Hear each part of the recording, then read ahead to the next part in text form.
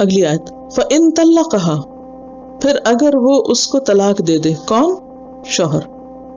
اگر شوہر اس کو طلاق دے دے یعنی 2 بار کے بعد تیسری مرتبہ طلاق بائن، فلا تحل لہ، تو نہیں حلال اس کے لیے. کس کے لیے؟ شوہر کے لیے. من بعد، اس کے بعد، یعنی طلاق دینے والے شوہر کے لیے اب اس کی بیوی جس کو اس نے طلاق دی حلال نہیں رہی. ہاں ایک صورت ہو سکتی ہے، اور وہ کیا ہے؟ حتی تنکح زوجا غیرہ، یہاں تک کہ وہ نکاح کرے کسی شوہر سے غیرہ، اس کے سوا، یعنی پہلے شوہر کے علاوہ.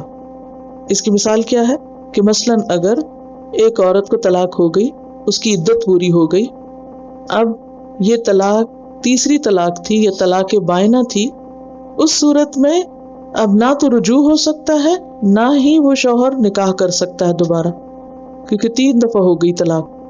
اب کیا ہے، اس طلاق یافتہ عورت کو کہیں اور سے پروپوزل آیا، اس نے شادی کر لی، اب وہ جو دوسرا شوہر تھا اس نے بھی کیا کیا، طلاق دے دی یا وہ فوت ہو گیا. اب وہ جو پہلا شوہر تھا وہ دوبارہ پیغام بھیجتا ہے، تو اب یہ شادی ہو سکتی ہے. ٹھیک ہے. حتی تنکح، یہاں تک کہ وہ نکاح کر لے زوجن غیرہ، شوہر سے اس کے علاوہ، یعنی پہلے شوہر کے علاوہ کہیں اور اس کی شادی ہو.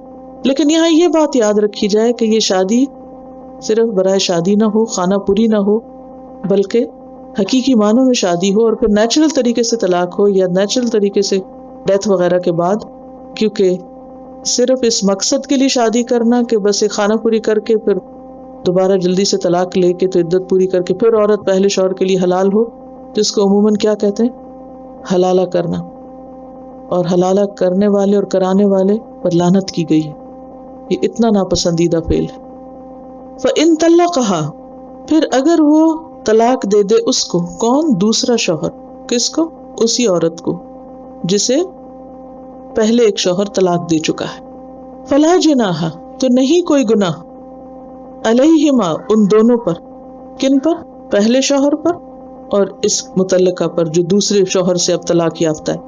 ان یتراجعا، کہ وہ دونوں رجوع کر لیں، یعنی پھر سے نکاح کر لیں، عقد جدید ہوگا.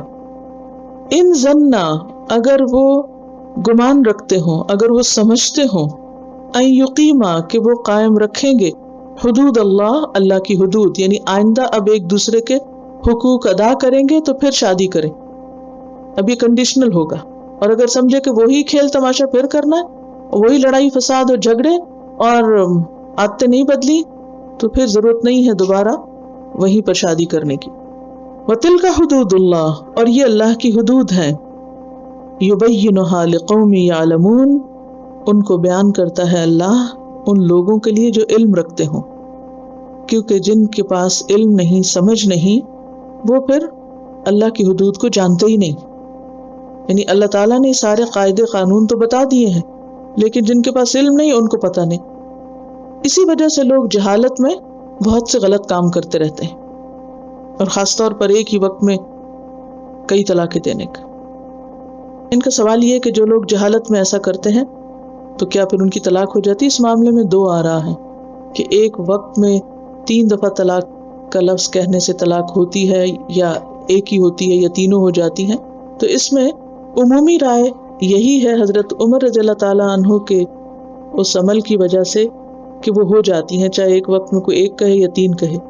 لیکن جو امام ابن تیمیہ کی رائے ہے، اور جیسے قرآن مجید میں طریقہ بتایا گیا ہے کہ الطلاق مرتان، کہ یہ مرحلہ وار ہو، ایک بار میں ایک ہی طلاق ہو، اور پھر اس کے بعد رجوع ہو، یا پھر عدت پوری ہو تو دوبارہ نکاح ہو.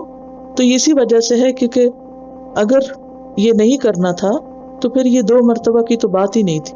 اگر ایک ہی وقت میں سب کام ختم کرنا تھا تو پھر یہ اتنا وضاحت سے نہ سمجھایا جاتا. تو اس میں حکمت اصل میں یہی ہے مرحلہ وار اس رشتے کو ختم کرنے میں، کہ یہ فیصلہ سوچا سمجھا فیصلہ ہو، جذباتی فیصلہ نہ ہو کہ انسان کر کے پچھتائے. اور آپ نے عام طور پر دیکھا ہوگا کہ پھر لوگ حلالہ کے پیچھے چل پڑتے ہیں. وآخر